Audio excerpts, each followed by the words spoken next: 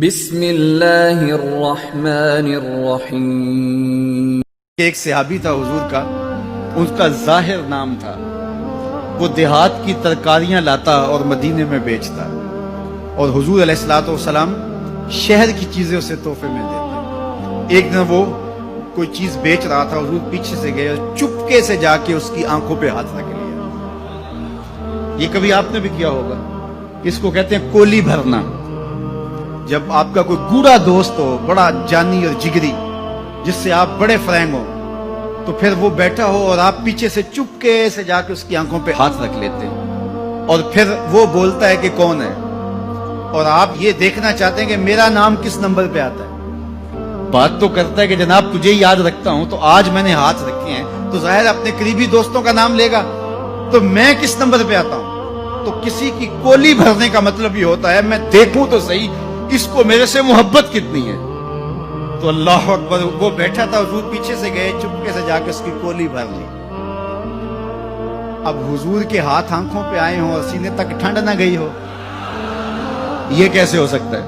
اس کو نہ پتا چلا ہو کہ حضور ہے، بلکہ حدیث میں آتا ہے کہ وہ بولتا نہیں، حضور آنکھیں دبا رہے ہیں اور وہ بولتا نہیں، بلکہ جب اس کو یقین ہو گیا کہ حضور ہی ہیں تو اس نے اپنی کمر کو پیچھے حضور کے سینے سے جوڑ کے رگڑنا شروع کر دیا، اور حضور دبا رہے ہیں کہ یعنی وہ بتائے کہ میں کون ہوں، لیکن وہ بولتا ہی نہیں ہے۔ مجھے میاں صاحب یاد آئے، لوگ تو اس کو مجاز کے معنی میں لیتے ہیں، میں یہاں یہ شعر پڑھتا ہوں۔ سفنے دے وچ ماہی ملیا تے گل وچ پا لیاں باواں، سفنے دے وچ ماہی ملیا تے گل وچ پا لیاں باواں، ڈر دی ماری اکھ نہ کھولاں متاں پھر وچھڑ نہ جاواں، ڈر دی ماری اکھ نہ کھولا متا پھر وچھڑ نہ جاواں۔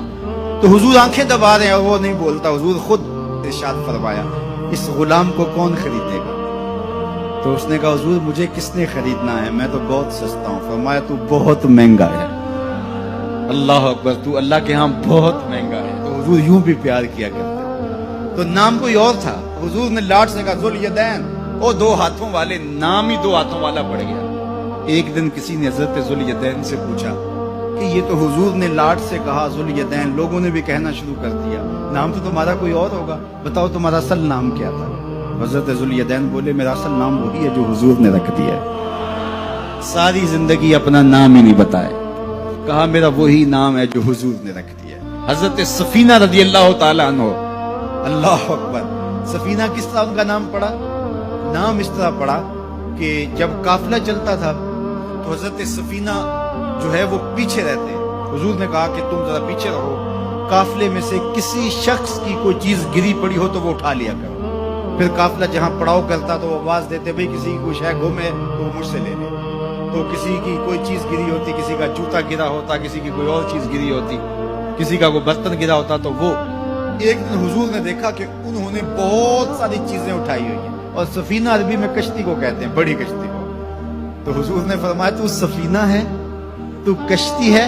اللہ اکبر، نام ہی سفینہ پڑ گیا۔ ایک قافلے میں بچھڑ گئے، پیچھے رہتے تھے، بچھڑ گئے، قافلہ نکل گیا۔ اب جنگل ہے اور کوئی رستہ سجھائی نہیں دے رہا۔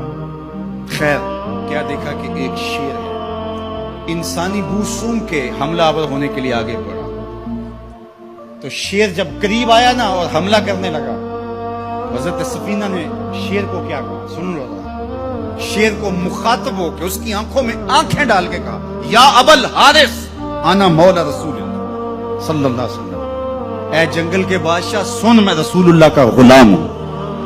بس آپ کے کہنے کی دیر تھی، اس نے دم ہلانا شروع کر دیا، اور وہ آگے آگے چلتا تھا۔ راوی لکھتا ہے کہ وہ آگے آگے دوڑتا تھا اور آوازیں نکالتا تھا، اور اگر اور کوئی جانور ہوتا تو اس کو بھی کہتا پیچھے ہٹو۔ وہ پروٹوکول گاڑی نہیں ہوتی، وہ پروٹوکول کے طور پہ آگے آگے چل رہا تھا، یہاں تک کہ قافلے تک پہنچا کے پھر واپس آتا ہے۔ جو خدا اور رسول کا ہو جاتا ہے زمانہ اس کا ہو جاتا ہے۔